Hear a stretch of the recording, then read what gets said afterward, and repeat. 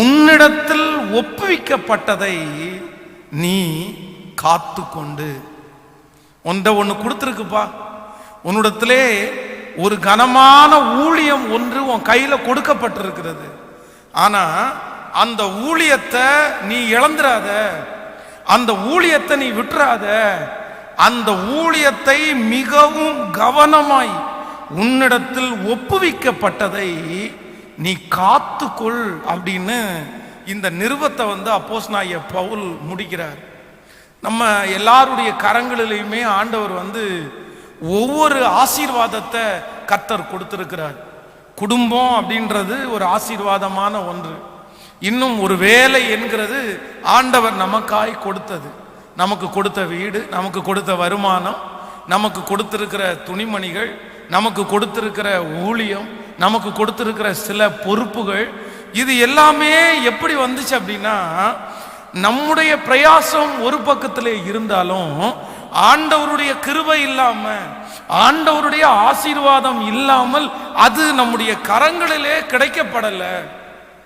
இன்றைக்கு இருக்கிற உலகத்துல நமக்கு ஒரு குடும்ப வாழ்க்கை அமைகிறது அப்படின்றது அது நமக்கு சில நேரத்துல எல்லாருக்குமே கல்யாணம் ஆகுது, எனக்கும் கல்யாணம் ஆயிருச்சு, எல்லாருமே குழந்தை பெற்றெடுத்தாங்க, எனக்கும் குழந்தை பிறந்துருச்சு, எல்லாருமே வேலை செய்யறாங்க, நானும் வேலை செய்யறேன் அப்படின்னு நம்ம ஒரு காலத்துல சொல்லிட முடியாது. இன்றைக்கு இருக்கிற இந்த உலகத்திலே திருமணமாகிறது, ஒரு வேலை என்கிற ஒன்று கிடைப்பது, ஒரு வருமானம் கிடைப்பது என்கிறது அது சாதாரணமானதே இல்லை. ஆண்டவருடைய கிருபையை, ஆண்டவருடைய இரக்கத்தை நம்ம சுதந்திரிச்சதுனால தான் அந்த ஆசீர்வாதத்தை ஆண்டவர் நம்முடைய கரங்களிலே கர்த்தர் தந்திருக்கிறார். ஆனா நீங்களும் நானும் ரொம்ப ஜாக்கிரதையா இருக்க வேண்டியது என்ன அப்படின்னா, கர்த்தர் கொடுக்கிறத நீங்க காத்து கொள்ளணும், நீங்க இழந்துடக்கூடாது. ஆனால் சிலருடைய வாழ்க்கையில ஆண்டவர் கொடுக்கிற சில பொறுப்புகளையும் சில ஆசீர்வாதங்களையும் இழக்கும் போது அவர்களுக்கு ரொம்ப லகுவாய் தோன்றுகிறது. என்ன பெரிய விஷயம், இன்னும் இதை இழந்தா இன்னொன்னு பெற்றுக்கொள்ள போறோம், இன்னொன்னு வாங்கிட போறோம். இல்ல இல்ல, இழப்பனுடைய அருமை ஒருத்தருக்கு முதல்ல தெரியாது. ஆனால் நீங்கள் இழந்து சில நாட்கள், சில வருடங்கள் தாண்டும் போது அந்த இழப்பனுடைய வலி இருக்குல்ல, அது ரொம்ப பெருசா இருக்கும். நீங்கள் வேதத்துல சவுலை குறித்து வேதத்துல வாசிக்க முடியும். சவுல் தன்னுடைய ராஜ்ய பாரத்தை அவன் இழந்தான். அவன் இழக்கும் போது அது அவனுக்கு ரொம்ப பெருசா தெரியவே இல்லை. சாமுவேல் தீர்க்கதரிசி சொல்றாரு, உன்னுடைய ராஜ்ய பாரத்தை ஆண்டவர் என்றைக்கும் நிலையான ஒரு ராஜ்ய பாரமாய் நிலைநாட்டுவேன்னு ஆண்டவர் சொன்னாரு. ஆனா இப்போதோ உன் ராஜ்ய பாரம் உன்னுடைய கையில நிலைநிற்க போறது இல்லை அப்படின்ற வார்த்தையை சொல்லும் போது அவனுக்கு ரொம்ப பெரிய விஷயமா தெரியல. அதென்ன ஒரு பெரிய விஷயம், ராஜ பதவி போனா போகுது அப்படின்னு நினைச்சானா என்னமோ தெரியல. ஆனால் நாட்கள் தாண்ட தாண்ட வேதம் சொல்லுது, அவனுடைய வாழ்க்கையிலே இழந்த அந்த ஆசீர்வாதத்தை நினைச்சு அவனுக்கு உண்டான வலி கடைசில வேதம் சொல்லுது சூனியக்காரியிடத்துல போகிற வரைக்கும் அவனை தள்ளிருச்சு. இன்றைக்கு இந்த ஜபத்தில் வந்திருக்கிற ஆண்டவருடைய பிள்ளைகளே, நீங்கள் இதற்கு முன்பாக ஒருவேளை ஆண்டவர் உங்களுக்கு கொடுத்திருக்கிற நிறைய பொறுப்புகளை நீங்க இழந்திருக்கலாம், நிறைய ஆசீர்வாதங்களை நீங்க இழந்திருக்கலாம். ஆனா இன்றைக்கு ஒரு தீர்மானம் மட்டும் எடுங்க, என் கையில இதுக்கு மேல ஆண்டவர் கொடுக்கிற எந்த ஆசீர்வாதத்தையும் நான் என்ன பண்ண போறது இல்லைன்னா இழக்க போறதே இல்லை. நான் அதை விடமாட்டேன், அதை கடைசி வரைக்கும் நான் காத்து கொள்ளுவேன். சில ஆசீர்வாதங்களை, சில காரியங்களை ஆண்டவர் உங்களுக்கு கொடுத்துட்டு கொஞ்ச நாள் உங்களுடைய கரங்களில் வச்சுட்டு அவரே அதை எடுத்துக்கொள்ளுகிறார்.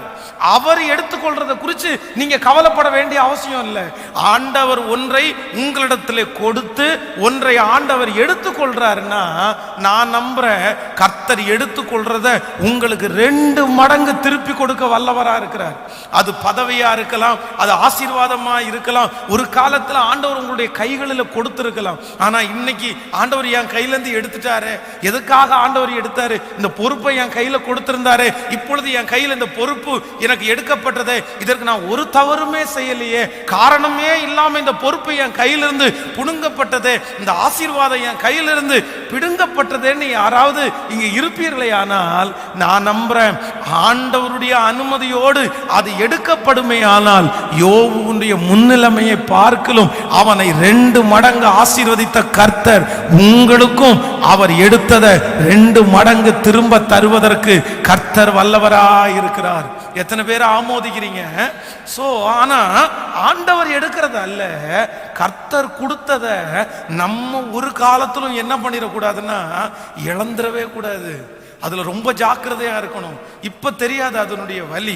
அப்போ ஒரு தேவனுடைய பிள்ளை தனக்கு கொடுக்கப்பட்டிருக்கிற ஆசீர்வாதத்தை ஏன் இழக்கிறாங்க அப்படின்னு வேதத்திலே ஒரு மனிதனை உங்களுக்கு காண்பித்து அந்த மனிதன் வாழ்க்கையில செய்த 3 விதமான தவறுகள், அதனால தான் அவன் கொடுத்த ஆசீர்வாதத்தை காத்து கொள்ள முடியல அப்படின்னு சொல்லி உங்களுக்காக ஜெபிக்கிறதற்கு ஆசைப்படுகிறேன். முதலாவதாக ஒரு வசனத்தை நம்ம வாசிக்க போகிறோம்.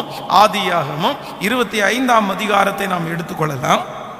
ஆதியாகமம் 25ஆம் அதிகாரத்திலே 31வது 32வது வசனத்தை நம்ம வாசிக்க போகிறோம். ஆதியாகமம் 25ஆம் அதிகாரத்திலே 31வது வசனத்திலிருந்து நம்ம வாசிக்கலாமா?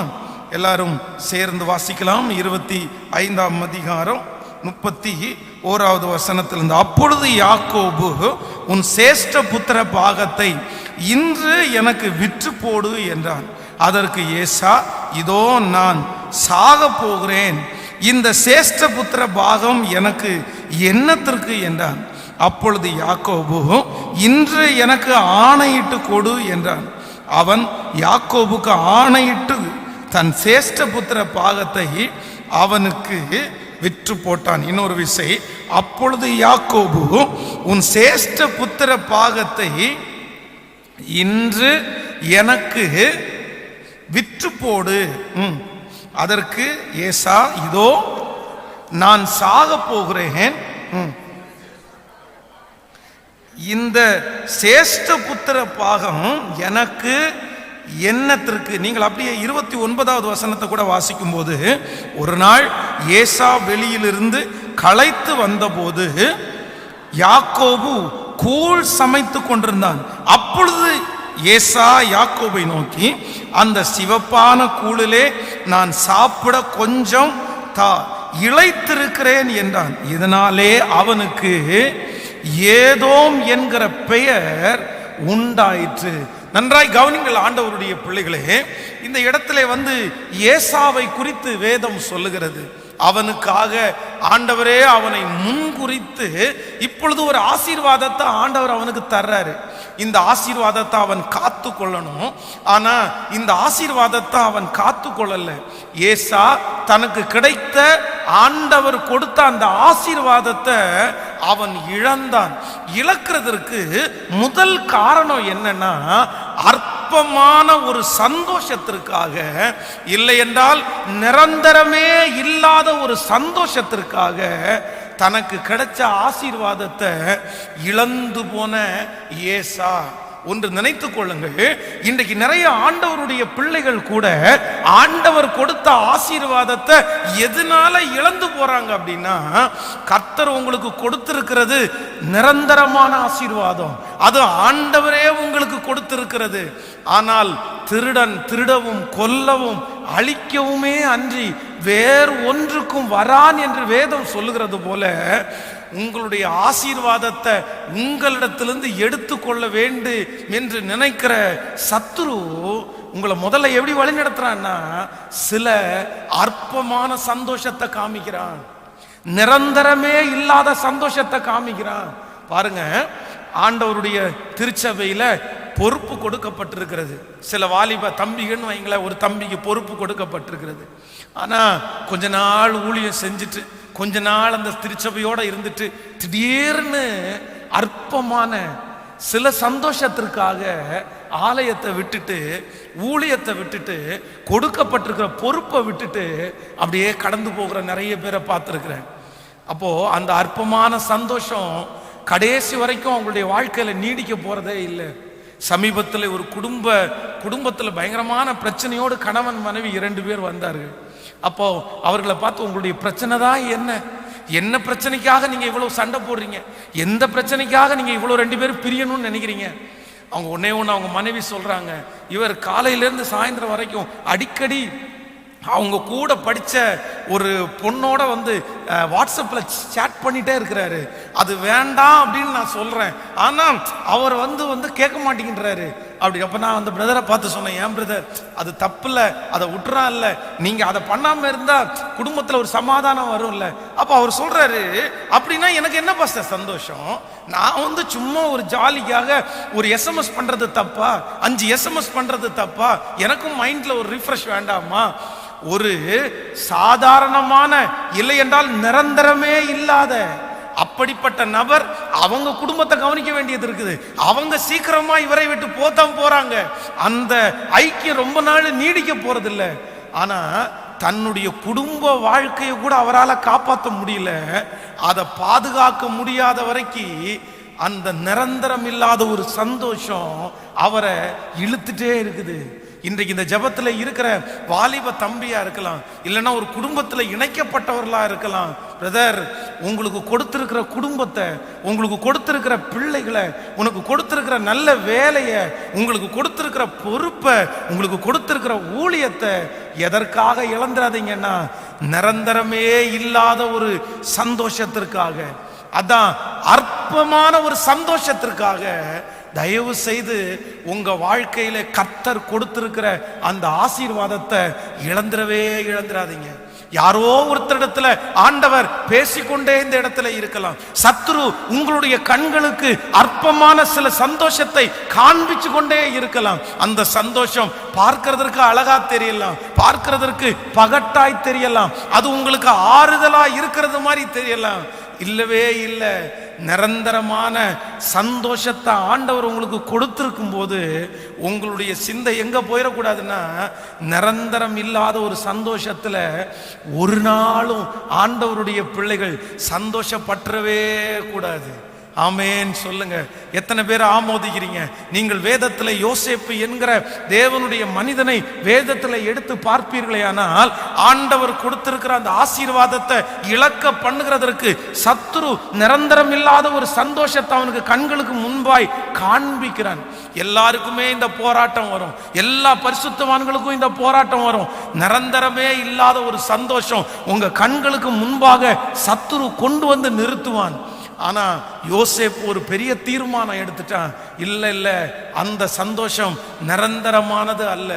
ஆண்டவர் என் இருதயத்துல நிரந்தரமான ஒரு மகிழ்ச்சியை வச்சிருக்கிறாரு, ஒரு பிரசன்னத்தை வச்சிருக்கிறாரு, நான் கண்டிப்பாக இழக்க மாட்டேன் அப்படின்ற ஒரு முடிவை எடுத்தான்.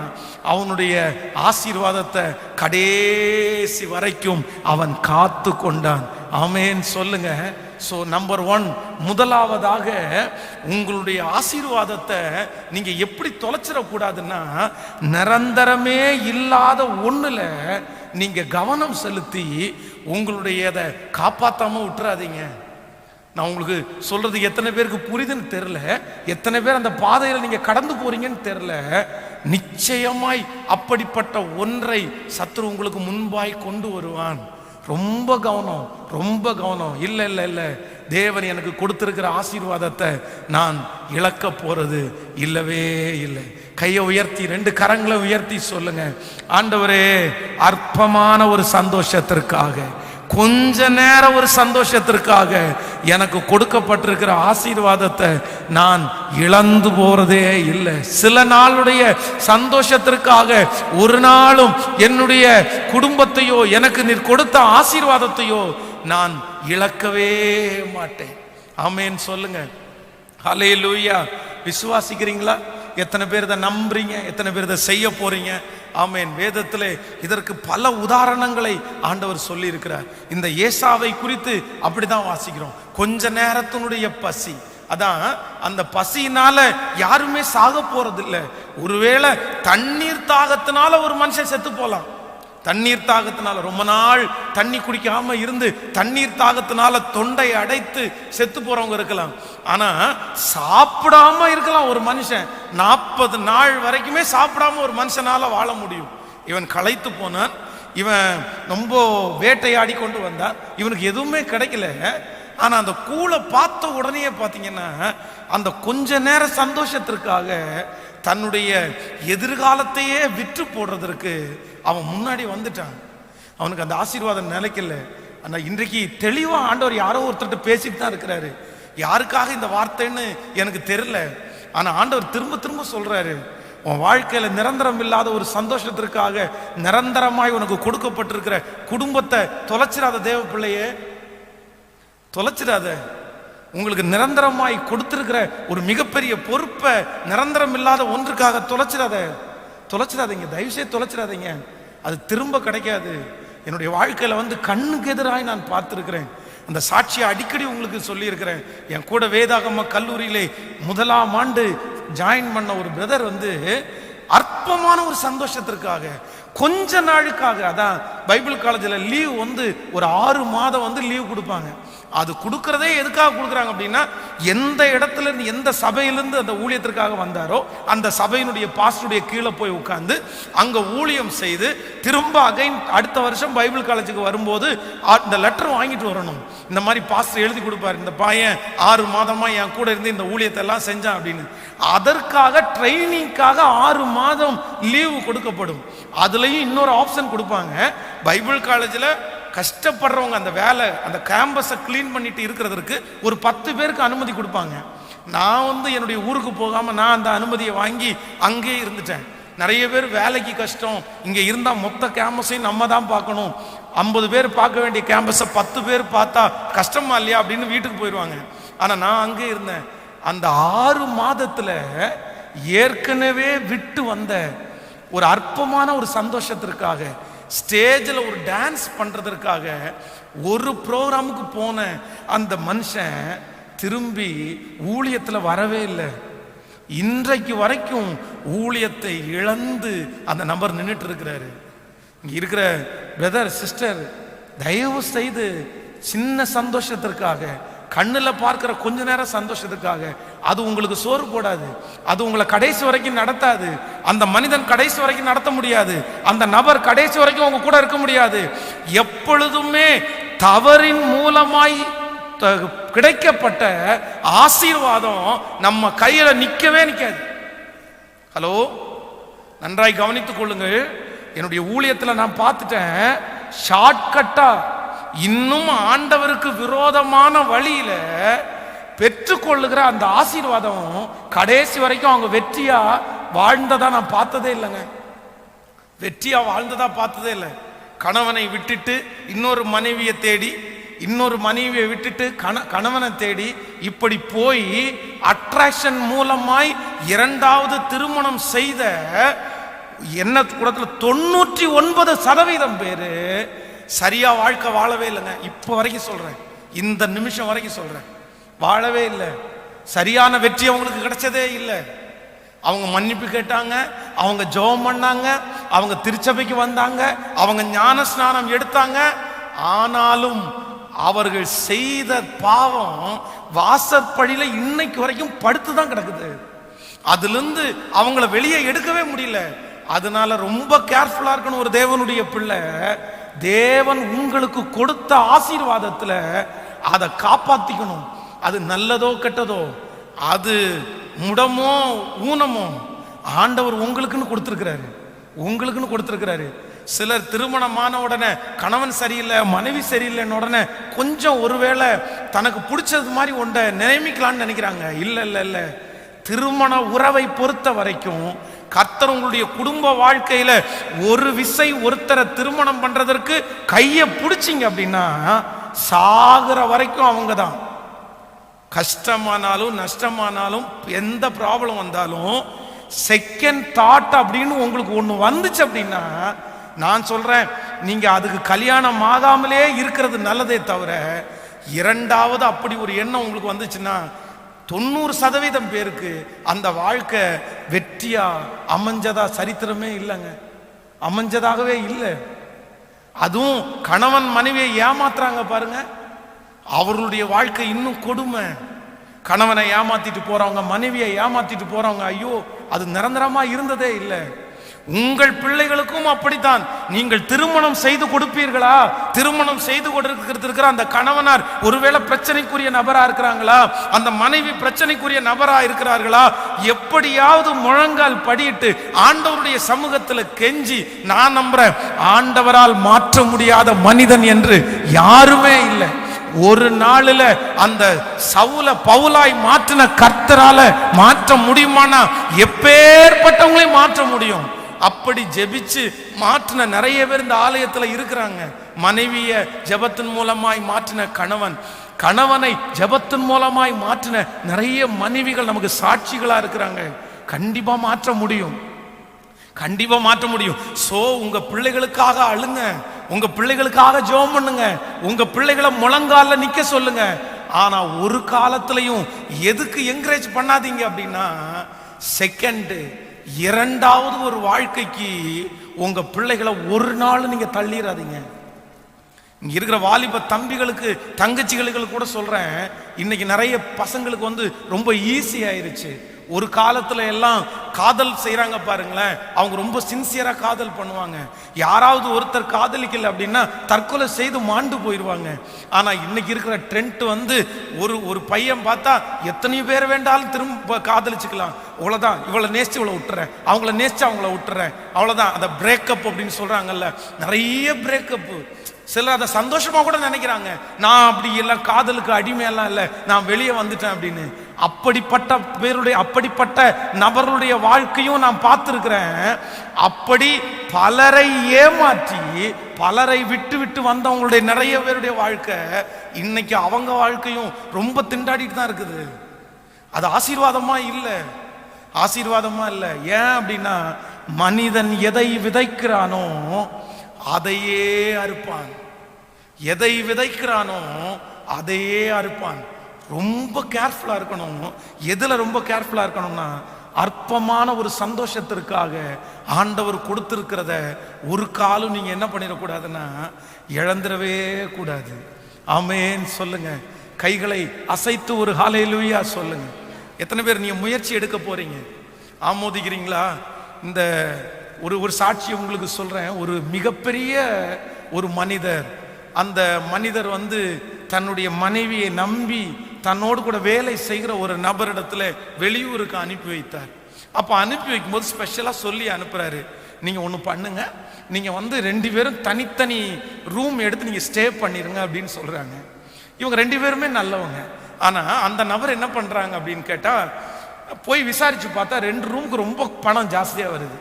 உடனே இவங்க 2 பேரும் தீர்மானம் எடுத்தாங்க, ஒன்றும் பண்ணலாம், ஒரே ஒரு ஷூட் ரூம் ஒன்று பிடிச்சிருவோம். அந்த ஷூட் ரூம்ன்றது என்ன அப்படின்னா, அதில் 2 பெட்ரூம் இருக்கும், ஒரு ஹால் இருக்கும், ஒரு கிச்சன் இருக்கும். அது ஒரு வீடு மாதிரியே இருக்கும். மற்ற மாதிரி சிங்கிள் பெட்ரூம்னா ஒரு தனியாக பெட்ரூமாக இருக்கும். அதனால அவங்க 2 பேரும் தீர்மானம் பண்ணி ஒரு ஷூட் ரூமை புக் பண்ணி ஸ்டே பண்ணிட்டாங்க. இவங்களும் எதை கண்டுக்கல. நாட்கள் தாண்டிருச்சு, ஒரு 6 மாதங்கள் தாண்டி இந்த பில்லெல்லாம் அவர் பார்க்குறாரு. ஒரு நாள் எடுத்து பார்க்குறாரு. அந்த பில்லு பார்க்கும்போது இவங்களை அனுப்பின டேட்டில் வந்து ஒரு ரூம் புக் ஆகிருக்கு, ஒரே ஒரு ரூம் மட்டும்தான் புக் ஆயிடுச்சு. உடனே இவர் திரும்பி எடுத்து பார்த்தா ஒரு ரூம் புக் பண்ணியிருக்கிறாங்க அப்படின்னு அவங்கள்ட்ட கேட்டார். கேட்ட உடனே அவங்க மனைவி சொல்கிறாங்க, இந்த மாதிரி அன்னைக்கு வந்து 2 ரூம் ரொம்ப காஸ்ட்லியாக இருந்துச்சு, நாங்கள் அதனால ஒரு ஷூட் ரூம் எடுத்துட்டோம், அதனால் நான் இங்கே தங்கிட்டேன், அவங்க அங்கே தங்கிட்டாங்க அப்படின்னு சொன்னார். ஆனால் இவரால் அதை ஈஸியாக எடுத்துக்க முடியல. தன்னுடைய மனைவி நல்லவர்களாக இருந்தாலுமே வந்து, நீ ஒரு வார்த்தை என்னை கேட்டிருக்கலாம்ல, இந்த மாதிரி ரூம் இல்லை நாங்கள் தங்கி கேட்டோமான்னு நீ கேட்கலையில. அப்போ இவருக்கு ஒரு சந்தேகம் உள்ளுக்குள்ளே வந்துருச்சு, ஒரு பெரிய பிரிவினை. உடனே அந்த மனைவி, நீங்கள் என்ன சந்தேகப்படுறீங்களா? நான் இது வரைக்கும் உண்மையாக இருக்கிறேன் இல்லை அப்படின்னு. ஒன்றை சந்தேகப்படலை, அந்த நபர் எனக்கு கீழே வேலை செய்கிறவன், அவனாவது எனக்கு ஒரு ஃபோன் பண்ணி சொல்லியிருக்கணும். ஸோ அவனை வேலையை விட்டு எடுத்துறேன் அப்படின்னு சொல்லிட்டு அவனை வேலையை விட்டு தூக்கிட்டாரு. தூக்குன அடுத்த நிமிஷத்தில் இந்த மனைவி சொல்லிட்டாங்க, என்னால் ஒருத்தருடைய வேலை போகிறதற்கு நான் விரும்பலை, அதனால அவரை தூக்குறதா இருந்தா நானும் இந்த வீட்டை விட்டு போறேன்னாங்க. அப்படி ஒரு முடிவு எடுத்து வீட்டை விட்டு வெளியே போனார்கள். அவங்க பட்ட பாடு சாதாரணமானது அல்ல. அப்போ ஆண்டவருடைய பிள்ளைங்க ரொம்ப கவனமா இருக்கணும். எதுல கவனமா இருக்கணும்னா, சில அற்பமான சந்தோஷத்திற்காக. நான் சொல்றேன், அவங்க அவங்க 2 பேருமே நல்லவர்கள் தான், 2 பேருமே கெட்டவர்கள் என்று சொல்லல. ஆனா ஒரு சின்ன சந்தோஷம், ஒரு சின்ன மகிழ்ச்சி, சில நேரத்துல சின்ன சந்தோஷத்திற்கு நீங்க இடம் கொடுக்கிறது உங்க வாழ்க்கையில ஒரு மிகப்பெரிய ஆபத்தாக அது வந்து முடிஞ்சிடும். ரொம்ப ஆபத்தா வந்து முடிஞ்சிடும். ஆண்டவருடைய பிள்ளைகள் அதற்கு ஒரு காலமும் இடம் கொடுக்கவே கூடாது. நீங்கள் அதுல கவனமா இருக்க ஆண்டவர் விரும்புகிறார். ஆமென் சொல்லுங்க. சோ நம்பர் 1, முதலாவதாக அற்பமான சந்தோஷத்திற்காய், நிரந்தரமல்லாத ஒரு சந்தோஷத்திற்காய் நீங்கள் உங்கள் கையில கொடுத்திருக்கிறதை இழந்து விடாதிருங்கள். நம்பர் 2, இரண்டாவது இன்னொரு வசனத்தை நம்ம வாசிக்கலாமா?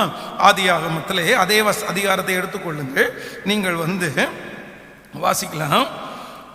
30வது வசனத்தை வாசிக்கலாம். அப்பொழுது ஏசா யாக்கோபை நோக்கி, அந்த சிவப்பான கூழிலே நான் சாப்பிட கொஞ்சம் தா, இளைத்திருக்கிறேன் என்றான். இதனால் அவனுக்கு ஏதோம் என்கிற பேர் உண்டாயிற்று. நீங்கள் 32வது வசனத்தை வாசிங்க. அதற்கு ஏசா, இதோ நான் சாக போகிறேனே, இந்த சேஷ்ட புத்திர பாகம் எனக்கு என்னத்திற்கு என்றார். நான் சாக போகிறேனே, இந்த சேஷ்ட புத்திர பாகம் எனக்கு என்னத்திற்கு என்றார். நான் முன்பாக சொன்ன மாதிரி தான் சொல்றேன்.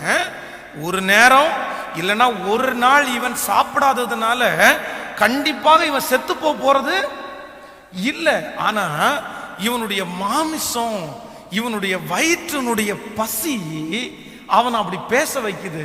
நம்பர் 2, ஒரு தேவனுடைய பிள்ளை தன்னுடைய வாழ்க்கையில ஆண்டவர் கொடுத்திருக்கிற சில ஆசீர்வாதங்களை எதனால இழந்துடுறாங்கன்னா, மாம்சத்திற்கு கீழ்ப்படுகிறவர்கள் ஆண்டவர் கொடுத்திருக்கிற ஆசீர்வாதத்தை ஒரு காலம் என்ன பண்ண முடியாதுன்னா நீங்க காப்பாற்றிக்கவே முடியாது, காப்பாற்றிக் கொள்ளவே முடியாது. நிறைய இடங்களிலே உங்களுக்கு முன்பாக ஆண்டவர் கொடுத்திருக்கிற ஆசீர்வாதத்தை பத்திரப்படுத்தாம இருக்கிறதுக்கு எது உங்களை வழி நடத்தும் அப்படின்னா உங்க மாம்சம் தான் உங்களை வழி நடத்தும். உங்க மாம்சம் சொல்லும், நீயா நானா பார்த்துக்கலாம், நீ அப்படி இல்லை, அவங்களா நானா, கணவனா மனைவியா பார்த்துக்கலாம் அப்படின்னு. அப்புறம் மேனேஜரா ஒர்க் பண்ற நம்மவா அப்படின்னு. அப்போ பொறுப்புகளை கொடுக்கும்போது அவனா நம்மளை பார்த்துக்கலாம்.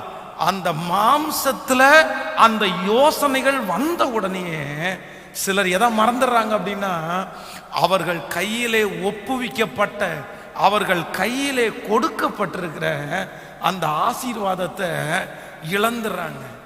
அதான் இன்றைக்கு நிறைய குடும்பங்கள் பிரிவதற்கு எதுவுமே காரணம் இல்லை. எதுதான் காரணம் அப்படின்னா அவங்க மாம்சத்திற்கு அவங்க முக்கியத்துவம் கொடுக்கிறது. அப்படின்னா மாம்சத்திற்கு அவர்கள் கீழ்ப்படிவது, மாம்சம் சொல்ற அந்த ஒரு வார்த்தைக்கு கீழ்ப்படிஞ்சு வாழப்போகிற வாழ்க்கைய ஒரே நிமிஷத்துல வேண்டாம் என்று உதறி தள்ளுகிற பலர் இருக்கிறாங்க. இந்த ஜபத்துல இருக்கிற யாரோ ஒருத்தருக்கு ஆண்டவர் பேசிட்டே இருக்கலாம். நீங்க உங்க மாமிசம் சொல்லுகிறது போல ஒரு நாளும் கேட்டுறாதீங்க, ஒரு நாளும் கேட்டுறாதீங்க. மாமிசம் ஒவ்வொரு நிமிஷமும் ஒவ்வொன்னு சொல்லும்.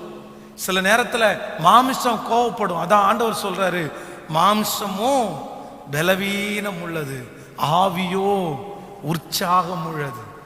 மாம்சம் சில நேரத்துல கோபத்துல சொல்லும், முடிவெடுக்க சொல்லும், கேட்க கூடாது. சில நேரத்துல சொல்லும், எதிர்த்து பேசுறதற்காக சொல்லும் உங்க மாம்சம். இல்ல இல்ல, ஒரு தேவனுடைய பிள்ளை உங்களுக்கு கொடுத்திருக்கிற ஆசீர்வாதத்தை காப்பாத்திக்கணும் அப்படின்னா ஒரு நாள் யாருக்கு கீழ்ப்படிய கூடாதுன்னா மாம்சத்திற்கு கீழ்ப்படியவே கூடாது. நீங்கள் இதே தவற யாரு செய்வா அப்படின்னா முதலிலே இஸ்ரவேலிலே கர்த்தர் ராஜாவாய் சவுலை ஏற்பாடு செய்கிறார். இந்த சவுல் ராஜா பாத்தீங்க அப்படின்னா ஏற்கனவே சொல்லிட்டு போறாரு, சாமுவேல் சொல்லிட்டு போறாரு, நான் வந்துருவேன்ப்பா, என் நேரம் ஆனாலும் நான் வந்ததற்கு பிறகு நீ பலி செலுத்தினா போதும், அதற்கு முன்பாக நீ பலி செலுத்த வேணான்னு சொல்லுவாரு. ஆனா இந்த ராஜாவுடைய மாம்சம் திரும்ப திரும்ப பேசிட்டே இருக்கும். எல்லாரும் ஒன்னு விட்டு போறாங்கப்பா, இன்னும் கொஞ்ச நேரத்துல எதிரி உன்னுடைய பாளையத்துக்குள்ள வருவாங்க, நஷ்டம் வந்துற போது, நீ ஜெயிக்க மாட்ட, நீ தோற்றுவ. இந்த மாம்சம் சொல்லுகிற வார்த்தையை கேட்ட உடனே நீ செய்யறது ஒன்றும் தப்பு இல்லை, நீயும் ஆண்டவரால் அபிஷேகம் பண்ணப்பட்டவன் தானே, அவர் மட்டும்தான் பலி செலுத்த முடியுமா, நீ பலி செலுத்தக்கூடாதா? அந்த வார்த்தை மேலோங்க மேலோங்க தன்னுடைய மாமிசத்திற்கு கீழ்ப்படிந்ததுனாலே ஆண்டவர் கொடுத்த மிகப்பெரிய மகிமைய வேதம் சொல்லுது. சவுல் ராஜா இழந்துட்டாரு. இங்க இருக்கிற வாலிப தம்பி தங்கச்சி, உன் மாமிசம் சில வார்த்தையை உங்ககிட்ட பேசிட்டே இருக்கும், உங்ககிட்ட சொல்லிட்டே இருக்கும். ஆனா மாமிசத்திற்கு நீ கீழ்ப்படிவாயானால் ஆண்டவர் உனக்கு கொடுத்திருக்கிற அபிஷேகத்தை நீ சீக்கிரமாய் இழந்துருவ. அதனால ஒரு காலம் எதை கேட்டக்கூடாதுன்னா, என் மாமிசம் சொல்லுகிறதை நான் கேட்கவே மாட்டேன். ஆமென் சொல்லுங்கள். நான் எப்போ எப்படி இருப்பேன் அப்படின்னா, ஆவிக்குரிய சிந்தை உள்ளவர்களாக. ஹல்லேலூயா. ஆண்டவர் போதித்து, ஆண்டவர் கற்றுக் கொடுத்து, ஆண்டவர் சொல்லி செய்கிறது தான் நம்முடைய வாழ்க்கையில மிகப்பெரிய மகிமை. உங்க கையை மேல உயர்த்தி ஆண்டவரத்துல எல்லாரும் சொல்லுங்க, ஆண்டவரே எனக்கு ஒரு கிருபை வேணும், என்னுடைய மாம்சம் சொல்றத நான் கேட்கவே கூடாது. சொல்லுங்க எல்லாரும் ஒரு ஜபமா அதை சொல்லுங்க பார்க்கலாம். என் மாம்சம் சொல்லுது பழி வாங்கலான்னு சொல்லுது, என் மாம்சம் சொல்லுது எதிர்த்து நில் அப்படின்னு சொல்லுது, என் மாம்சம் சொல்லுது ஒரு வார்த்தை பேசு அப்படின்னு மாம்சம் சொல்லுது. ஆனால் இன்றைக்கு ஆவியானவர் இன்றைக்கு திருச்சபையில பேசுறாரு, இல்ல நீ மாம்சம் சொல்லுகிற வார்த்தையை கேட்பாயானால் நீ உன்னுடைய ஆசீர்வாதத்தை இழந்து விடுவாய். மாம்சம் சொல்றதை நான் கேட்க மாட்டேன், கர்த்தரே எனக்கு நித்திய வெளிச்சமா இருக்கிறவர். ஹல்லேலூயா. கடந்த நாட்களிலே ஒரு சகோதரி ஒரு அழகான ஒரு சாட்சி அவங்க சொன்னாங்க. கிட்டத்தட்ட 15 ஆண்டுகளாக அவர்களுக்கும் அவர்களுடைய சொந்தக்காரங்க ஒருவருக்கும் ஒரு லேண்ட் பிரச்சனை ஒன்று இருந்துருச்சு. அப்போ அந்த லேண்டை தன்னுடையதுன்னு அவருடைய சொந்தக்காரர் தன்னுடைய கையில் வச்சிருக்கிறார். ஆனால் அது அவர்களுடைய லேண்டு. இவங்க நிறைய டைம் அவங்கள்ட்ட போய் பேசி பார்த்தாங்க, அவங்க கேட்கறது மாதிரியே இல்லை. இவர்களுடைய மாமனார் கவர்மெண்ட்ல ஒரு மிக முக்கியமான போஸ்டிங்ல இருக்கிறாரு. அவர் ஒரே ஒருத்தர் நினைச்சா இந்த பிரச்சனையை ஒரே நிமிஷத்துல சால்வ் பண்ணிடலாம், அவ்வளவுதான், பினிஷ்ட். ஆனா இவங்க ஒரு நாள் இன்னைக்கு எப்படியாவது மாமாட்ட இந்த விஷயத்தை குறித்து சொல்லணும் அப்படின்னு அவங்க ஆலயத்திற்காக வந்திருக்கிறாங்க. அன்னைக்கு ஆண்டவர் என்ன வசனத்தை பேசினாருன்னா, இந்த யுத்தம் உன்னுடையது அல்ல, இந்த யுத்தம் என்னுடையது. நீங்கள் நின்று கொண்டு கர்த்தர் உங்களுக்கு செய்யும் ரட்சிப்பை நீங்க பாப்பீங்க, கர்த்தர் உங்களுக்காக யுத்தம் பண்ணுவார், நீங்க சும்மா இருப்பீங்க அப்படின்ற வார்த்தை வந்துருச்சு. அப்ப ஆண்டவர் பேசிட்டாரு, உங்க மாமனாரத்துல சொல்ல வேண்டாம் அப்படின்னு. அந்த ஒரே ஒரு வார்த்தைக்காக கிட்டத்தட்ட 15 ஆண்டுகள் காத்திருந்திருக்கிறாங்க. 15 வருஷம் வரைக்கும் அந்த இடம் அவங்க கையில கிடைக்கவே இல்லையாமோ. எத்தனையோ பேர் சொல்லிட்டாங்களாமா, இல்ல நீங்க போங்க. இவங்களுக்கே மாம்சத்துல சில நேரத்துல தோணுமாமா, கர்த்தராதான மாமனார நமக்கு அப்படி வச்சிருக்கிறாரு, நம்ம மாமா அந்த போஸ்டிங்ல இருக்கிறதுக்கு காரணம் ஆண்டவர் தானே, ஒருவேளை நமக்காக ஆண்டவர் அவர் அந்த போஸ்டிங்ல வச்சிருக்க கூடாதா அப்படின்னு வரும்போது அடுத்த நிமிஷத்துல ஜெபம் பண்ணுவாங்களாமா, இயேசுவின் நாமத்தினால போ பிசாசே, நீ சொல்றத நான் கேட்க மாட்டேன். ஆண்டவர் எப்பவும் மாத்தி மாத்தி சொல்ல மாட்டாரு. அன்னைக்கு கரெக்டா நான் நினைச்சிட்டு போகும்போது கர்த்தர் தானே என்கிட்ட பேசினாரு, நான் இடம் கொடுக்க மாட்டேன்னு. 15 ஆண்டுகள் வெயிட் பண்ணதற்கு பிறகு ஒரு மிகப்பெரிய ஆசீர்வாதம். அந்த நபரே இது எங்களுடையது அல்ல, இதுவரைக்கும் நாங்க இதை வச்சிருந்ததுக்காக உங்கள்ட்ட மன்னிப்பு கேட்டுக்கிறோன்னு சாரி கேட்டு கொண்டு கொடுத்துட்டு போனாங்களாம். 15 ஆண்டுகள் தாண்டி ஒருவேளை மாம்சத்திற்கு மட்டும் இடம் கொடுத்து தன்னுடைய மாமனாரிடத்துல போய் சொல்லியிருந்தாங்கன்னா காரியம் நடந்திருக்கும். ஆனா சத்துரு தங்கூட சிநேகிதனா மாறி இருப்பாங்களா? காலம் முழுக்கவும் அந்த நபர் யாராதான் இருந்திருப்பாங்கன்னா சத்ருவா தான் இருந்திருப்பாங்க.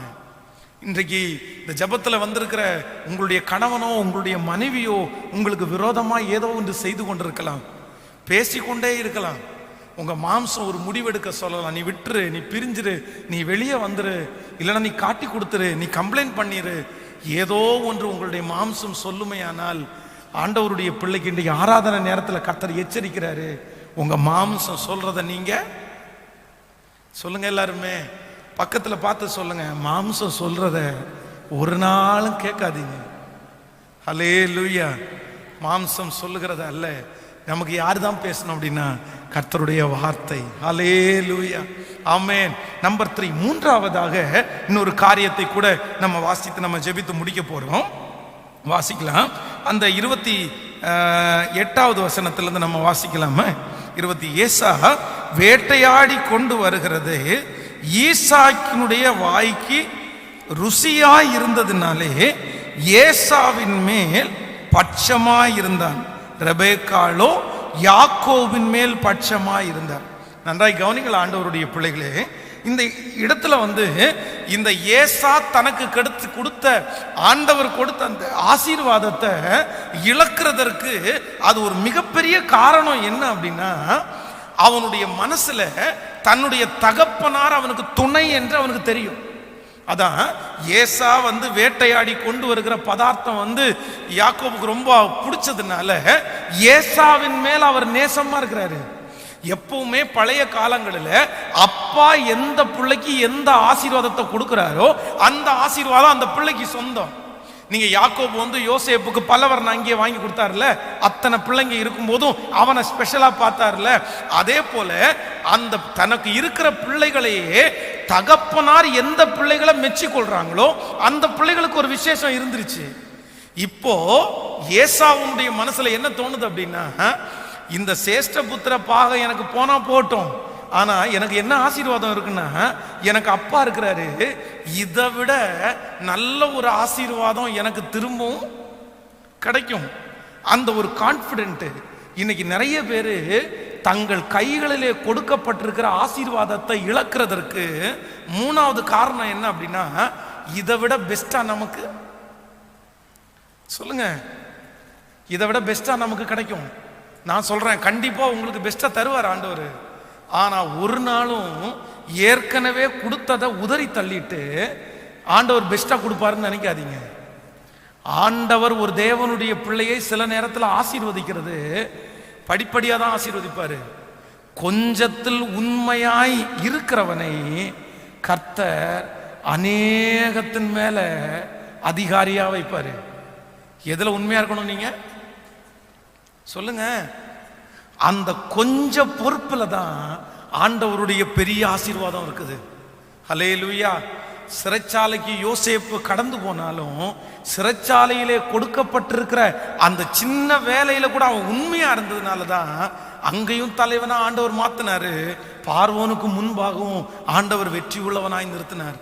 இந்த ஜபத்துல இருக்கிற நீங்க சிலர் இழந்து போறதுக்கு காரணம் வேற எதுவும் இல்லை, பெருசா கிடைக்கும், பெருசா வரும், பெருசா வரும். சிலது ஆண்டவர் கொடுக்கிறது சிறு சிலதான் ஒரு பெரிய ஆசீர்வாதம் இருக்கும். அதான் இந்த கடந்த நாள் இந்த பிளஸட் மீட்டிங்ல ஒரு சாட்சியை உங்களுக்கு சொன்னேன். இந்த 21 நாள் ஜெபத்தில் ஒரு சாட்சியை சொன்னேன்.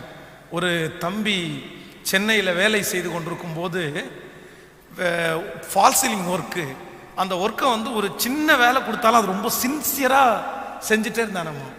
அப்போ அந்த ஓனர் அந்த வேலையை கொடுத்த அந்த ஷோரூமுடைய ஓனர் திரும்பி பார்த்தாராம்மா. இந்த பையன் ரொம்ப வேகமாக வேலை செய்கிறத பார்த்து அவனை கூப்பிட்டாரம்மா. கூப்பிட்டு கேட்டாரம்மா, தம்பி நான் உனக்கு இன்னொரு கம்பெனி இன்னொரு ஆஃபீஸ் எனக்கு சீலிங் பண்ண வேண்டியது இருக்குது, நீ வேணா தனியாக எடுத்து பண்ணுறியான்னு கேட்டிருக்கிறாரு. உடனே இவன் சொன்னானம்மா, நான் ஒரு டைம் மேனேஜர்கிட்ட கேட்டுக்கிறேன் அப்படின்னு சொன்னா, அவர் சொல்கிறான் நீ தாராளமாக பண்ணிக்கோ அப்படின்னு. இவர் கொடுத்தாரம்மா, காசு கொடுத்து பண்ண சொன்னாரம்மா. அதை பர்ஃபெக்டாக பண்ணி முடிச்சானம்மா. இன்றைக்கு சென்னையில் 2 அப்பார்ட்மெண்ட்டுக்கு ஓனர் அவன், இன்னொன்று மெயின் இடத்துல 2 ஷோரூமுக்கு ஓனரு. இன்னும் திருமணம் ஆகல, 26 வயசு தான் ஆகுது. இந்த 26 வயசுல சென்னையில் ஒரு மிகப்பெரிய பிஸ்னஸ் மேனா இருக்கிறான். காரணம் என்னன்னா, அவன் என்னை பார்த்து சொல்லும்போது சொல்லுவான், பாஸ்டர் நான் அன்னைக்கு என்னுடைய மேனேஜருக்கு வேலை செய்யும் போது கூட அந்த வேலையை ரொம்ப கவனமாய் கடவுள் ஒருவேளை என்னை ஆசீர்வதிச்சா இந்த இதுல கூட என்ன பண்ணலாம், ஆசீர்வதிக்கலாம்.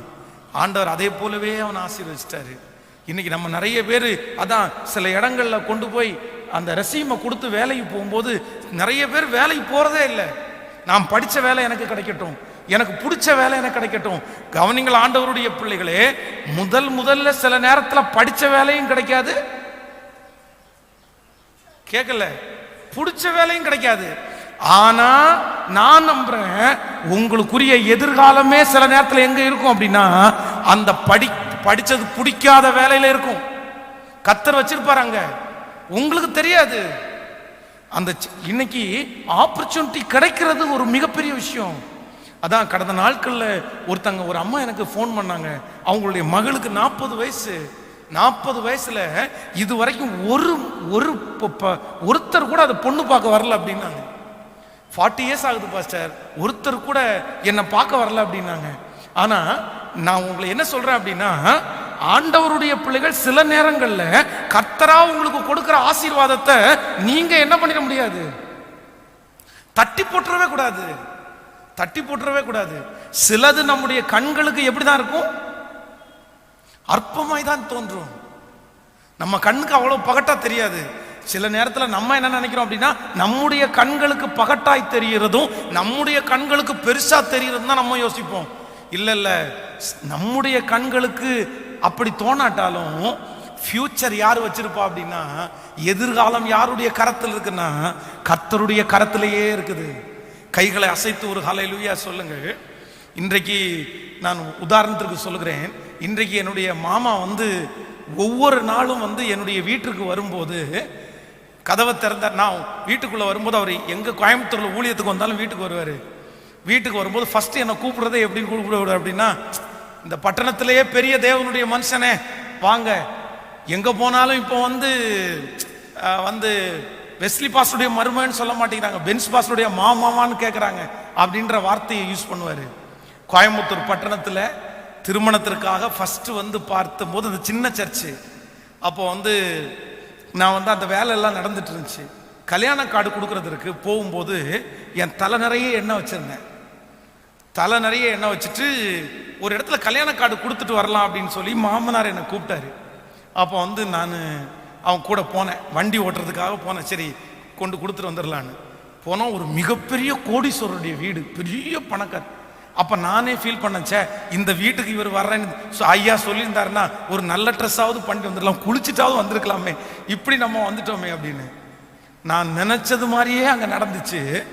அந்த பணக்காரர் வெளியே வந்தார். என்ன ரத்னபுரியில் போய் பொண்ணு எடுத்துருக்கீங்களாமேன்னு கேட்டார். என்ன மாப்பிள்ளைன்னே தெரியாது அவருக்கு. ஏன்னா அன்னைக்கு ரத்னபுரி ரொம்ப மோசமான ஒரு ஏரியா. உடனே இன்னும் ரொம்ப பேசிடக்கூடாதுன்னு பாஸ்டர் என்னை பார்த்த உடனே இவர் தான் மாப்பிள்ளை அப்படின்னாரு. உடனே அவர் ஷாக் ஆயிட்டாரு. இவரா மாப்பிள்ளை, இவருக்கு போய் கல்யாணம் பண்ணி கொடுக்குறீங்களே அப்படின்னு அவருடைய மூஞ்சியே மாறிடுச்சு. எனக்கு தெரிஞ்சிருச்சு, ஓ நம்மளை ரொம்ப வைக்கப்படுத்துற மாதிரி பேசுறாரு அப்படின்ட்டு 2 நிமிஷத்துல வெளியே வந்துட்டோம். ஆனால் இன்று நான் நினைக்கிறேன், அன்றைக்கு அற்பமான ஊழியம், அன்றைக்கு சின்ன ஊழியம், ஆனா இன்றைக்கு ஆண்டவர் மகிமையாய் நடத்தி இருக்கிறார். ஹல்லேலூயா.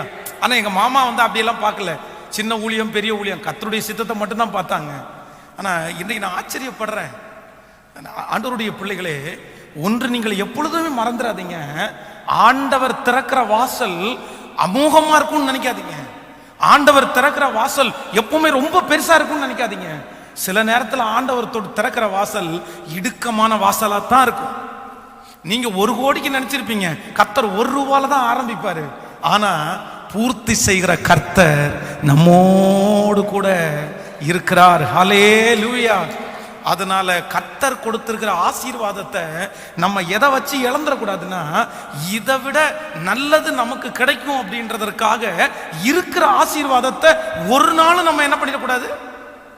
சொல்லுங்க, உங்களுக்கு ஒரு வேலையை ஆண்டவர் கொடுத்திருக்கலாம், அந்த வேலையில ரொம்ப கவனமா இருக்கணும். இருக்கிற வேலையை கர்த்தர் உங்களுக்கு எடுக்கிற வரைக்கும் அங்கேயே ஆண்டவர் உங்களை நிலைப்படுத்த வல்லவரா இருக்கிறார். ஆமென் சொல்லுங்கள். ஸோ 3 காரியங்களை இன்றைக்கு நம்மோடு கூட ஆண்டவர் பேசினார். நம்பர் 1, முதலாவதாக நீங்கள் பெற்றுக்கொண்ட ஆசீர்வாதத்தை காத்து கொள்ளணும்னா ஃபர்ஸ்ட் நிரந்தரமே இல்லாத ஒன்றுக்காக உங்க ஆசீர்வாதத்தை நீங்க என்ன பண்ணிடக்கூடாது, இழந்துடக்கூடாது. அற்பமான சந்தோஷத்திற்காக கர்த்தர் கொடுத்த ஆசீர்வாதத்தை இழந்துடாதீங்க. நம்பர் 2, இரண்டாவதாக உங்களுடைய மாம்சத்திற்கு கீழ்ப்படிந்து கர்த்தர் கொடுத்திருக்கிற ஆசீர்வாதத்தை ஒரு காலம் நீங்க இழந்துடக்கூடாது. நம்பர் 3, மூன்றாவது இதை விட பெஸ்டா ஒண்ணு கிடைக்கும்ன்றதற்காக இருக்கிறத நீங்க என்ன பண்ணிடக்கூடாது, இழந்துடவே கூடாது. ஆமென் சொல்லுவோம். அப்படி நம்முடைய ஆசீர்வாதத்தை காத்து கொள்வீர்களே ஆனால் கர்த்தர் நம்மிலே பிரியப்பட வல்லவராய் இருக்கிறார். இதுவரைக்கும் ஒருவேளை உங்க ஆசீர்வாதங்களை நீங்க கைவிட்டு இருக்கலாம், இழந்திருக்கலாம். ஆனா இன்னைக்கு ஒரு முயற்சியோட போங்க. இனி கர்த்தர் என் கையில கொடுத்திருக்கிற எதையுமே நான் தொலைக்கவே மாட்டேன், நான் பத்திரமாய் வைத்துக் கொள்வேன். ஆமென் சொல்லுங்க. எல்லாரும் அப்படியே எழும்பி தேவ சமூகத்துல நின்று கர்த்தரை பார்த்து அந்த கிருபையை கேட்டு, ஆண்டவரே நீர் கொடுத்த, நீர் எங்களுக்கு தந்திருக்கிற ஹல்லேலூயா ஆசீர்வாதத்தை காத்து கொள்ளக்கூடிய கிருபை எனக்கு தாங்க ராஜா. எல்லாரும் ஆண்டவரத்துல கேட்கலாம், ஆண்டவரே காத்து கொள்ளக்கூடிய ஒரு கிருபை எனக்கு தாரும் ஆண்டவரே. ஆண்டவரே என் கையில கொடுத்திருக்கிற ஒன்றையுமே நான் இழந்துடவே கூடாது. ஒருவேளை இந்த ஜபத்துல இருக்கிற ஆண்டவருடைய பிள்ளைகளை நீங்கள் நினைக்கலாம், பாஸ்டர் நீங்க சொன்ன மூணும் எனக்காக தான். நான் ஒரு அற்பமான ஒரு சந்தோஷத்திற்காய், நிரந்தரம் இல்லாத ஒரு சந்தோஷத்திற்காய் என்னுடைய கையில கொடுக்கப்பட்டிருக்க அந்த உயர்வை தள்ளிட்டேன் பாஸ்டர். ஹல்லேலூயா.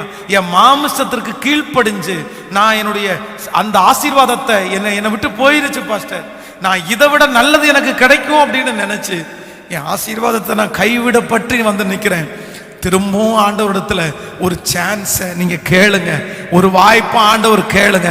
கைகளை எல்லாரும் உயர்த்தி திரும்ப ஒரு விசை நீ தருவீரையானால், ஆண்டவரே திரும்ப ஒரு விசை அதை எனக்கு கட்டளையிடுவீரையானால் சாகிற வரைக்கும் அதை பத்திரமா நான் வச்சுக்குவேன்னு சொல்லுங்க. எல்லாரும் கைகளை உயர்த்தி ஹல்லேலூயா.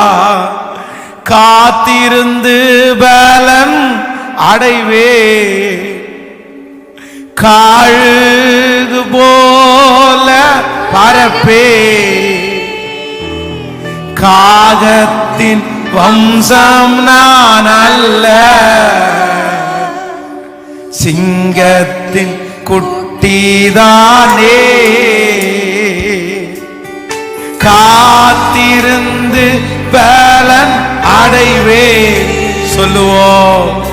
காழுது போல் பரப்பே, காகத்தின் வம்சம் நான் அல்ல, சிங்கத்தின் குட்டிதானே. கைகளை உயர்த்தி இயேசுவே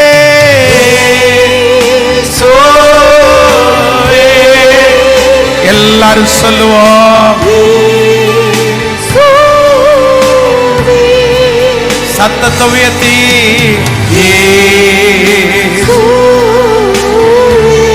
எல்லாம் எனக்கு நீரே, எனக்கு நீரே. திரும்ப திரும்ப சொல்லுவே இயேசுவே.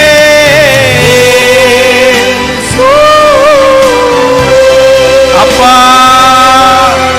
இயேசுவே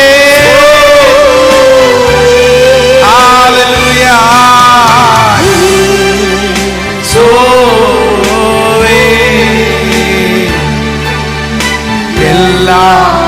எனக்கு நீரே, எல்லாம் எனக்கு நீரே, எல்லாம் எனக்கு நீரே. ஆமென். கவனிங்க ஆண்டவருடைய பிள்ளைகளே, நீங்கள் மிகவும் கவனமாய் வாழக்கூடிய ஒரு வாழ்க்கைக்கு நேராக ஆண்டவர் நம்மளை அழைக்கிறார். கடந்த ஞாயிற்றுக்கிழமை யோசேப்புனுடைய ஆசீர்வாதங்களை முடிக்கும் போது கூட கடைசி பிரசங்கத்தில் ஆண்டவர் அதான் பேசினாரு. பத்திரப்படுத்துதல் அப்படின்றது ஒரு பெரிய ஆசீர்வாதம். பத்திரப்படுத்துதல்ன்றது அதை நான் சொல்லும்போது சொன்னேன், சிலருக்கு ஆண்டவர் கொடுத்த ஆசீர்வாதத்தை அவங்க வச்சிருந்தாங்கன்னா இன்னைக்கு நிறைய பேர் கோடீஸ்வரங்களா லட்சாதிபதிகளா இருந்திருப்பாங்க. ஆனா ஆண்டவர் கொடுத்த எல்லா ஆசீர்வாதத்தையும் நாலா பக்கமா பிரிச்சு யாரோ ஒருத்தருக்கு கொடுத்துட்டு இன்னைக்கு கஷ்டப்படுற நிறைய பேரை நான் பார்க்கிறேன், நிறைய பேரை பார்க்கிறேன். இல்ல இல்ல, உங்களுடைய வாழ்க்கையில சில ஆசீர்வாதங்கள் சில விசை மட்டும்தான் உங்களுக்கு வரும், சில விசை மட்டும்தான் வரும், எப்பவும் வராது. ஆனா ஆண்டவருடைய பிள்ளைகளுக்கு ஒரு கவனம் இருக்கணும், எல்லாத்தையும் ஊதாரித்தனமா விட்டுறக்கூடாது. அதான் சொந்தக்காரங்க எல்லாரையும் வர சொல்லி வீட்டு பானை நிறைய சோறை ஆக்கி 10 பேருக்கு 20 பேருக்கு சாப்பிட கொடுக்கறதுல இல்ல. எல்லாம் வந்து சந்தோஷப்பட்டு சாப்பிட்டு முடிச்சிட்டு கையை கழுவிட்டு போயிடுவாங்க, முடிஞ்சிருச்சு. ஆனா உங்க கஷ்டத்துல வேற யாரும் நிக்க முடியாது. அதனால ரொம்ப கவனமா இருங்க. இதுக்கு மேல நம்ம திருச்சபையில இருக்கிற பிள்ளைகள் உங்க கையில கொடுக்கிற ஒரு ரூபாவை கூட நீங்க இழக்கூடாது. ஒரு ரூபாய், சிங்கிள் ருபீஸ், 1 ரூபி காயினை கூட நீங்க இழக்கூடாது. பத்திரப்படுத்துதல் அப்படின்றது ஒரு மிகப்பெரிய பிளஸிங். அது ஒரு அபிஷேகம், அது ஒரு அபிஷேகம். அந்த அபிஷேகம் தான் எகிப்துல யோசேப்பை பெரிய ஆளா மாத்திருச்சு. அவன் எகிப்துல பெரிய ஆளா மாறதுக்கு வேற எதுவுமே காரணம் இல்ல, அவனுக்குள்ள அந்த பத்திரப்படுத்துற அந்த சேமிக்கிற குவாலிட்டி இருக்கு பாருங்களேன். 7 வருஷம் ஆசீர்வாதமான அந்த வருஷத்துல இருக்கிறத பஞ்ச காலத்துக்காக 7 வருஷம் சேர்த்து வச்சிருக்கான் பாருங்களேன். சேர்த்து வைக்கிறதுக்கு எத்தனை ட்ரிக்ஸ், எத்தனை ஞானம், அது சாப்பாட சேர்த்து வச்சிருக்கான் பாருங்க. அதனாலதான் ஆண்டவர் அவனை விசேஷமானவன். அதான் எகிப்தினுடைய ராஜா சொல்லும் போது சொல்றாரு, உன்னை போல விசேஷம் உள்ளவங்க யாருமே இல்லப்பா, நீ அவ்வளவு பத்திரப்படுத்துறவன். அவனா இழக்கவே இல்லை. போத்திபாருடைய வீட்டுல கிடைச்ச வேலையை பத்திரப்படுத்தினான் பாருங்க. இன்றைக்கு உங்களை பார்த்து நான் கேட்கிறேன், இங்க இருக்கிற எத்தனை பேர் தொலைச்சிட்டு வந்து நின்று இருக்கிறீங்க? 99% பேர் நம்ம கொடுத்த ஆசீர்வாதத்தை தொலைச்சிட்டு தான் வந்து நின்று இருக்கிறோம். நம்ம கையில இல்லை, இன்னைக்கு இல்ல. எங்க போச்சு அப்படின்னு கேட்டா தெரியவே தெரியாது. சாப்பிட்டீங்களா, சாப்பிட்டு அழிச்சிங்களா அப்படின்னா கூட பரவாயில்லையே. நல்ல துணி வாங்கி போட்டு அழிச்சிங்களா அப்படின்னா கூட பரவாயில்லையே. நல்ல ஒரு காரை வாங்கி ஓட்டி அழிச்சிங்களா பரவாயில்லையே. சரி, ஏதோ கார் வாங்கி ஆசிரியர் ஓட்டிட்டீங்களே. எதுவுமே இல்லை. எப்படி வந்துச்சுன்னு தெரியல, எப்படி போச்சுன்னு தெரியல. ஆனா நம்ம நல்லா இல்லை. காரணம் என்னன்னா, அந்த அபிஷேகத்தை இன்னும் நிறைய பேர் வாங்கல நீங்க. அதனால இன்றைக்கு இந்த ஜபத்துல அத்தனை பேர் எதை கேட்கணும் அப்படின்னா, ஆண்டவரே எனக்கு ஒரு கிருபை கொடுங்க, நீ நான் கற்றுக்கொண்டதை, எனக்கு நீங்க கொடுத்ததை கடைசி வரைக்கும் நான் என்ன பண்ணணும். தீமோத்தேயை பார்த்து பவுல தான் சொல்றாரு, நீ காத்து கொள்ளுப்பா. சத்துருவன்ட்டு அதுதான் போராடுவான், புடுங்கிறது தான் நினைப்பான். அவனுக்கு அதான் பிடிக்கும். யோபுவை வேதம் சொல்லுது எல்லாத்தையுமே எடுத்தான், எடுத்து சந்தோஷப்படுறான். அதான் கர்த்தரா உங்களிடத்திலிருந்து எடுக்கிறது தப்பு இல்லை. கவனிங்க, திரும்ப திரும்ப சொல்றேன், ஆண்டவரே சிலதை உங்களிடத்திலிருந்து எடுப்பாரு. அவர் கொடுப்பாரு, கொடுத்துட்டு எடுப்பாரு. ஒரு 10,000 ரூபாய் கொடுப்பாரு, 10,000 ரூபாய் திருப்பி வாங்கிடுவாரு. அது கவலைப்பட வேண்டாம். ஆண்டவர் எடுத்தார் அப்படின்னா திரும்ப உங்களுக்கு இன்னொரு மடங்கு சேர்த்தே கொடுத்துருவாரு. கர்த்தர் உங்களிடத்திலிருந்து எடுக்கிற ஆசீர்வாதம் உங்களுக்கு குறையாது, திரும்ப உங்களுக்கு பல மடங்கு வரும். ஆனா நீங்களா போய் என்ன பண்ணிடக்கூடாது, நீங்களா போய் இழந்துடக்கூடாது, நீங்களா போய் இழந்துடக்கூடாது. சிலது அது உங்களுக்காக மட்டும் கொடுக்கிறது, உங்க பிள்ளைகளுக்காக மட்டும் கொடுக்கிறது. அதுல நீங்க யாருக்கு கொடுக்க வேண்டாம்? அந்நியனுக்கு சொல்லுங்க, அந்நியனுக்கு கொடுக்க வேண்டாம். தேவனுடைய பிள்ளையே அந்நியனுக்கு கொடுக்க வேண்டாம். அது உங்களுக்கு இருக்கட்டும், அது உங்களுக்குரியது. கர்த்தர் உங்களுக்காக தந்தது, உங்க பிரயாசத்திற்காக வந்து தந்தது. நீங்க அதை பத்திரப்படுத்தி வச்சிருந்து நன்றாய் சாப்பிட்டு நல்லா தூங்கி நீங்க இளைப்பாறுறதுக்காக, அதையும் நீங்க தூக்கி கொடுத்துட்டு நீங்க போய் யாரு முன்னாடி கையேந்தி நிக்க வேண்டிய அவசியம் இல்லவே இல்லை. ஒரு தீர்மானத்தை எடுப்போம் நம்ம இன்னைக்கு. ஆண்டவரே, இனி நான் எதையுமே நான் இழக்கிற மாதிரி ஆயத்தமா இல்லை. ஸ்பெஷலா உங்க குடும்பத்தை நீங்க இழந்துடக்கூடாது. திரும்ப திரும்ப சொல்றேன், யார் நீங்க வந்திருக்கீங்கன்னு தெரியல. கணவனை விட்டுறலாம், மனைவியை விட்டுறலாம், டென்ஷனா இருக்குது, புரிஞ்சுக்கவே மாட்டீங்க, இவர் திருத்தவே முடியாது, நம்ம விட்டுட்டு போனாதான் பிரச்சனை இல்லை, இல்லைன்னா வேற கல்யாணம் பண்ணிக்கலாம், இல்லைன்னா நம்மளை நேசிக்கிற எத்தனை பேர் இருக்காங்க, நினைக்கவே நினைக்காதீங்க. முழங்கால் போடுங்க. ஆண்டவர் எப்பேற்பட்ட சவுலையும் பவுலாய் மாற்றுவதற்கு கர்த்தர் வல்லவரா இருக்கிறார். ஆமோதிக்கிறீங்களா? கர்த்தர் மாற்ற. ஆனா உங்களுக்கு என்ன வந்துடக்கூடாதுன்னா, கொடுத்ததை விடணும்ன்றத மட்டும் உங்களுடைய மனசுக்குள்ள வந்துடவே கூடாது. எவ்வளவு கஷ்டமானாலும் சமாளிச்சிருவோம். அதற்குரிய பலனை ஆண்டவர் நமக்கு தர வல்லவரா இருக்கிறார். ஆமென். சேர்ந்து பாடுவோம். ஹல்லேலூயா. காத்திருந்து பலன் அடைவே, கழுகு போல அறப்பே, வம்சம் நான் அல்ல. சொல்லுங்க, சிங்கத்தின் குட்டிதானே, காத்திருந்து பலன் அடைவே.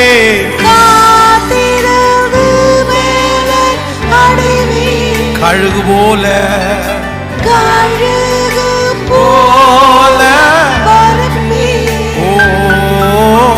காகத்தின் வம்சம் நான் அல்ல, சிங்கத்தின் குட்டிதானே. கரங்களை மேல உயர்த்தி இயேசுவே.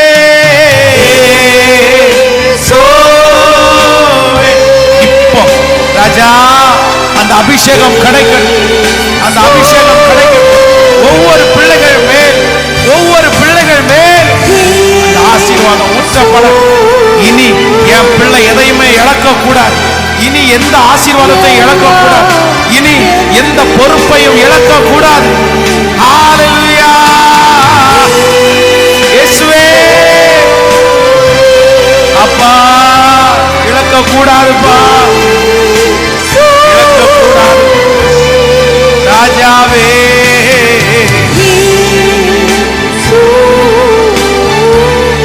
ஹல்லேலூயா. எனக்கு நீரே எல்லாம், எனக்கு நீரே. ஆமென். ஹல்லேலூயா. ஃபர்ஸ்ட் உங்களுக்கு என்ன தேவை அப்படின்னா கான்சியஸ் இருக்கணும். இழக்க கூடாது அப்படின்ற கான்சியஸ் உங்களுக்கு இல்லை அப்படின்னா இன்னைக்கு வரைக்கும் நீங்க இழந்ததுக்கு வேற எதுவுமே காரணம் இல்லை, உங்களுக்கு அதை குறிச்ச கான்சியஸே இல்லை. போனா போட்டும், போனா போட்டும், போனா போட்டும். ஒரு தேவனுடைய பிள்ளையினுடைய வாயிலிருந்து போனா போட்டும் அப்படின்ற வார்த்தை வரவே கூடாது. ஆமென். நம்முடைய கை மிஞ்சி போகுதா, அதை குறித்து கவலைப்படாதீங்க. அதை குறித்து கவலைப்பட வேண்டிய அவசியமே இல்லை. யார் அறிவார்? கர்த்தர் அறிவார், கர்த்தர் அறிவார். இழந்ததை குறித்து நீங்க கவலைப்பட்டு கலங்க வேண்டிய அவசியம் இல்லை. ஆனா உங்களுடைய அஜாக்கிரதையினால, உங்களுடைய அசால்ட்னால நீங்க ஒன்ன கூட என்ன பண்ணக்கூடாது. நான் சொல்றது எத்தனை பேருக்கு புரியுது?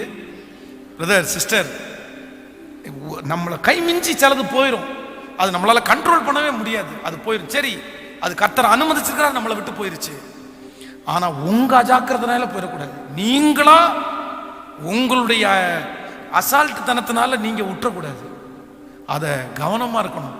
என்னிடத்துல சொல்லியிருக்கிறாங்க பாருங்க, மேனேஜரா இருக்கிறவரு வேலை செய்ய வந்த ஒருத்தர் கொடுக்குற அந்த ப்ரெஷர்னால அதை தூக்கி போட்டு மேனேஜர் ஒரு வார்த்தை சொன்னான்னு வெளியே போறாரு.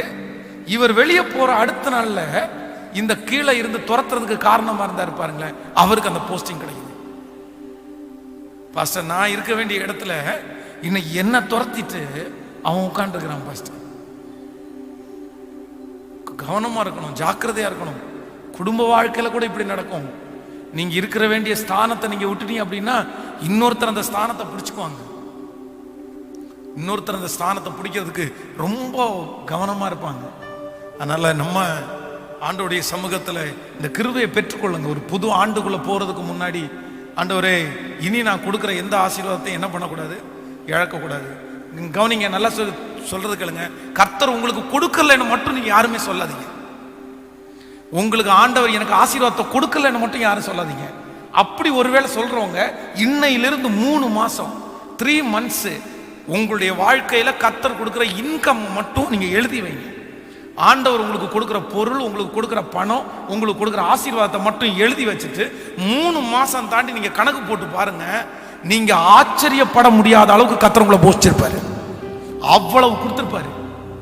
ஆண்டவர் கொடுக்கல அப்படின்னு நம்ம யாரும் சொல்லவே முடியாது. ஆண்டவர் கொடுத்ததை நம்ம யூஸ் பண்ணல, அவ்வளவுதான். நம்ம விட்டுட்டோம்.